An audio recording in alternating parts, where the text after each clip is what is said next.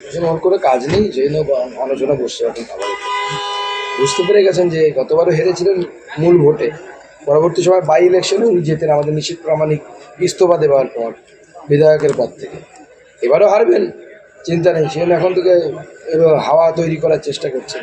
ওসব হাওয়াই ফাওয়াই কিছু হবে না, ওনার বেলুন উড়ে যাবে। বলছি, রাষ্ট্রপতিকে অপমানের অভিযোগে তোলপাড় রাজ্য। রাষ্ট্রপতি দাঁড়িয়ে, প্রধানমন্ত্রী বসে পুরনো ছবি প্রকাশ্যে এনে এবার মুখ্যমন্ত্রী সরব হয়েছেন। দেখুন, এই সমস্ত কোন অকেশনে কোথায় কি হয়েছে সে তো রাষ্ট্রপতি যখন ভাষণ দেন অনেক অনুষ্ঠানে, আমাদের শিক্ষা দপ্তরে অনেক অনুষ্ঠানে হয়েছে, তখন তো আমরাও বসে থাকি। উনি এলে পরে তখন আমরা দাঁড়াই, কিন্তু এটা নয় তো উনি যখন ভাষণ দেবেন আমরা সবাই দাঁড়িয়ে থাকবো।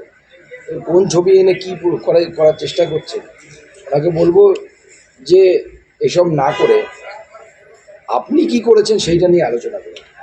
আপনি বাংলার মান সম্মান জলাজলি দিয়েছেন এবং সেটা করেছেন শুধুমাত্র একজন মহিলা যিনি রাষ্ট্রপতি, তিনি আদিবাসী সমাজ থেকে এসেছেন বলে এটা আপনি করেছেন। রাষ্ট্রপতির বক্তব্যের পরে রাজ্যের আদিবাসী উন্নয়ন নিয়ে বিভিন্ন প্রশ্ন উঠছে। তার মাঝেই রাজ্য আদিবাসী উন্নয়নে রিপোর্ট কার্ড তৈরি করছে। ওসব রিপোর্ট কার্ড ফাট দিয়ে কিছু হবে না।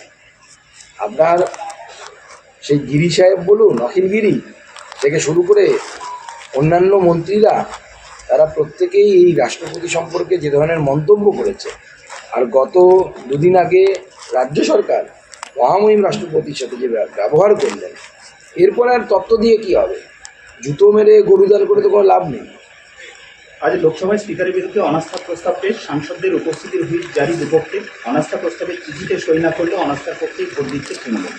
কী করবেন? এবং তৃণমূল আর কংগ্রেস এখন কাছাকাছি আসার চেষ্টা করছে, তারা চেষ্টা করছে যত কাছাকাছি আসা যায়।